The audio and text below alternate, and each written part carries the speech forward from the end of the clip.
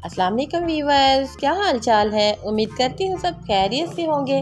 दुआ करती हूँ कि अल्लाह ताला आप सबको अपने हिस्सों अमान में रखे। तो प्यारे प्यारे वीवर्स, मेरी सारी यूट्यूब फैमिली को मेरी तरफ से रमज़ान का पहला रोज़ा बहुत बहुत मुबारक हो।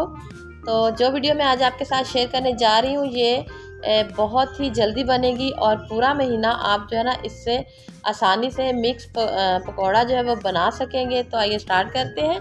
बिस्मिल्लाहिर्रहमानिर्रहीम। सबसे पहले हमने 1 किलो बेसन लिया और साथ ही इसमें ज़ीरा मैंने डाल दिया। ज़ीरा डाला, इसमें मैंने 2 टेबल स्पून और उसमें कुटा हुआ धनिया जो है वो डाला है आधा कप। इसको अच्छे से कर लेना है मिक्स।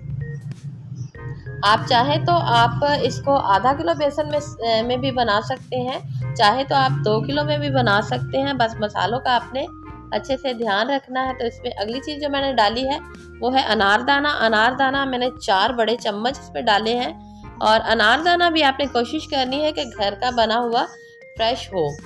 और आप मेरी पिछली वीडियो में जाकर देख सकते हैं कि मैंने अनारदाना घर में कितनी आसानी से बनाना सिखाया है। तो साथ ही अब इसमें मैंने अपने ही घर की बनी हुई कसूरी मेथी डाल दी है। इसकी वीडियो भी मैं जल्द ही अपलोड करूंगी और पीछे वीडियो भी मैं इसकी अपलोड कर चुकी हूँ पिछले साल में।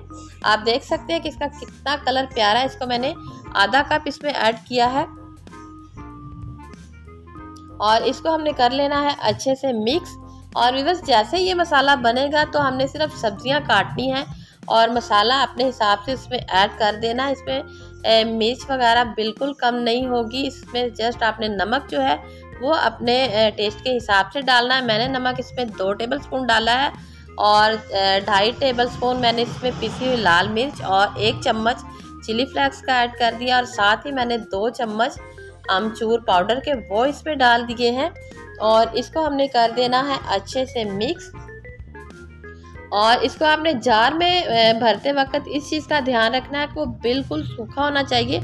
उसको आपने धूप में ड्राई कर लेना है। और साथ ही इसमें मैंने 1 टीस्पून जो है वो अजवाइन का डाल दिया। वो आपने ज़्यादा इसमें नहीं डालनी वरना इसमें थोड़ा सा वो कड़वापन जो है वो पैदा हो जाएगा। और जार में आपने इसको डालकर फ्रिज में नहीं रखना। अगर इसमें नमी आ गई तो फिर आपका मसाला जो है वो ख़राब हो सकता है। आपने इसको किचन में ही किसी एयरटाइट बॉक्स में डालना है ताकि इसमें नमी ना आए और इसको आपने खुला भी नहीं छोड़ना। अच्छे से हमने इसको मिक्स कर लेना है। मेरी नए आने वाले व्यूअर से गुजारिश है कि प्लीज़ मेरे चैनल को लाइक करें, सब्सक्राइब करें, अच्छे अच्छे कमेंट्स करें, फ्रेंड्स और फैमिली में शेयर करें और बेल को प्रेस करना ना भूलें। और व्यूअर्स, लास्ट में मैंने इसमें डाल दिया है 1 चम्मच मीठा सोडा।